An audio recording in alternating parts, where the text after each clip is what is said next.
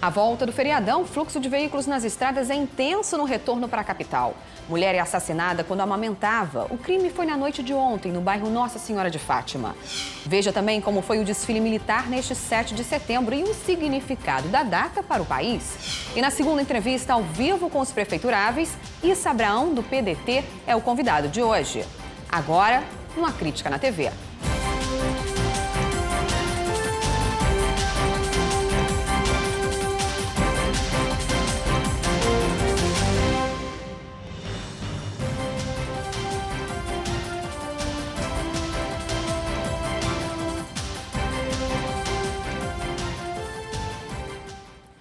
Eleições 2016.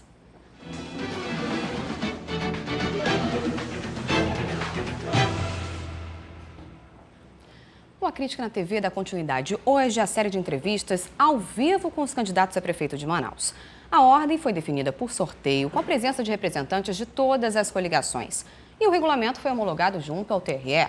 Todos os candidatos vão ter o mesmo tempo, 20 minutos no total, para responder aos questionamentos.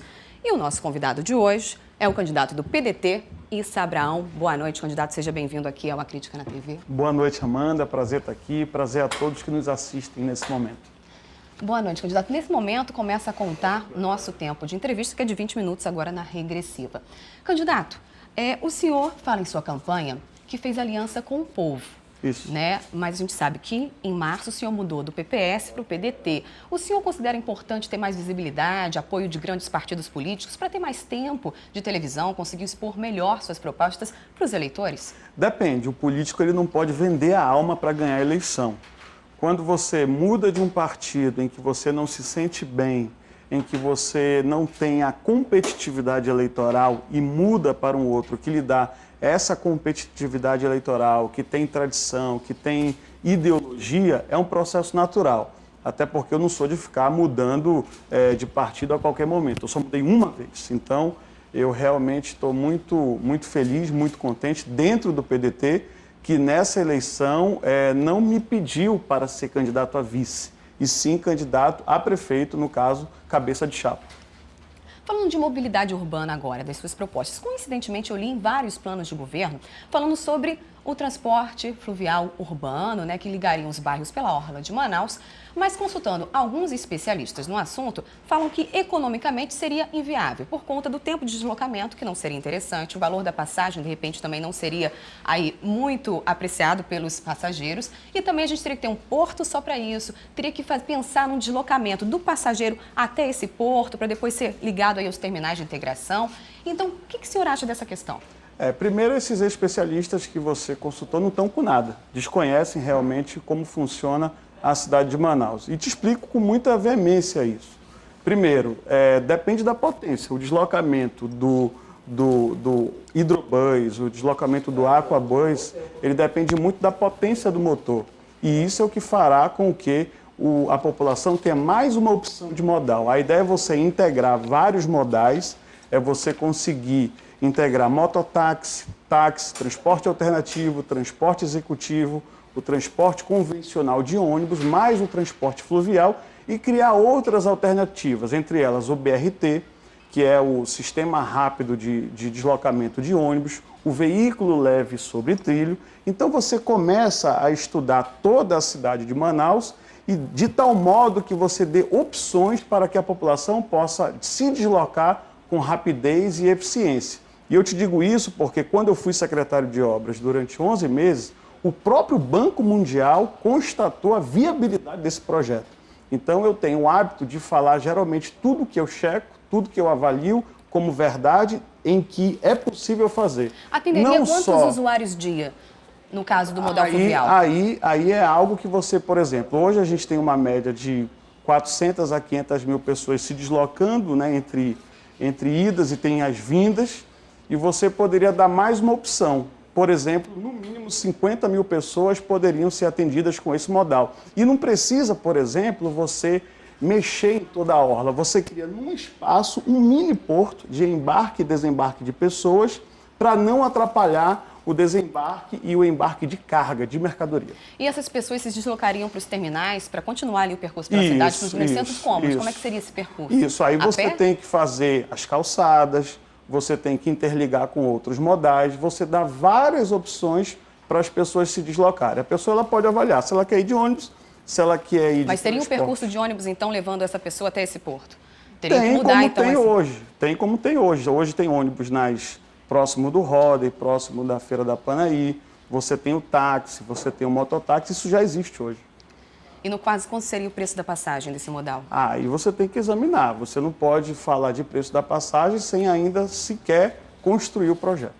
Bom, então, a gente não tem um preço da passagem, não saberia quanto que ficaria, se ficaria economicamente viável para o usuário. Mas ficaria. Isso a população pode ficar certa que a tarifa ficaria compatível com o seu bolso. Bom, vamos falar então agora da saúde. A gente sabe que é obrigação da Prefeitura fornecer atendimento básico de saúde aí para a população, mas a gente sabe que está longe do ideal hoje em dia.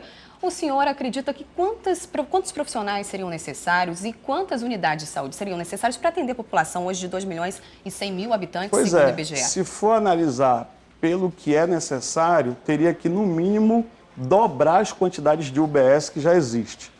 Existia, em média, 231 UBS, o atual prefeito, a atual gestão reduziu, e hoje nós só temos 188 UBS, unidades básicas de saúde, funcionando, que atendem uma cobertura de 40% da população. Não adianta mais os políticos ficarem prometendo tudo. Antes de a gente pensar em dobrar o número de UBS, a gente tem que primeiro deixar funcionando o que já existe. E funcionando bem, com qualidade, com atendimento de ponta. Depois que tudo ficar funcionando bem, depois que a população estiver satisfeita com o atendimento atual, aí sim você vai criando outras UBSs. Agora, outra coisa também que a gente vai fazer é criar o prontuário eletrônico, é fazer com que cada UBS possa atender a população sem ter que exigir onde que ela mora, onde ela reside, para que ela tenha um atendimento mais rápido e ainda ter o aplicativo Saúde Aqui, onde ela consiga marcar a sua consulta, ir num clínico geral e ser bem atendido, sem precisar enfrentar fila, sem precisar esperar. Então, o senhor colocaria novamente em funcionamento 231 unidades? Primeiro, deixar funcionando o que já existe. A maioria dos políticos, da velha prática política, eles têm o hábito de prometer, chegam, ganham a eleição e depois não acabam cumprindo nada do que prometem. Então, a nossa ideia é primeiro deixar tudo funcionando de forma boa, com excelência, com atendimento eficaz. E deixar as 231 que já existiam funcionando. Reduziram. Quer dizer, você precisa manter o número que antes existia e, além disso, tentar aumentar a cobertura de saúde. Você falou do aplicativo Saúde Aqui, né? Para esse aplicativo, a maioria da população precisaria de um celular habilitado para isso. A gente sabe que muita gente não tem esse recurso. Muito menos acesso à internet de banda larga, de qualidade, com preço acessível. Não seria interessante primeiro pensar nessa internet para até viabilizar uma de suas propostas? Hoje em dia, o número de pessoas que possuem celular, que tem celular, para cada um cidadão, existem 2 celulares. Então, quase todos possuem o celular.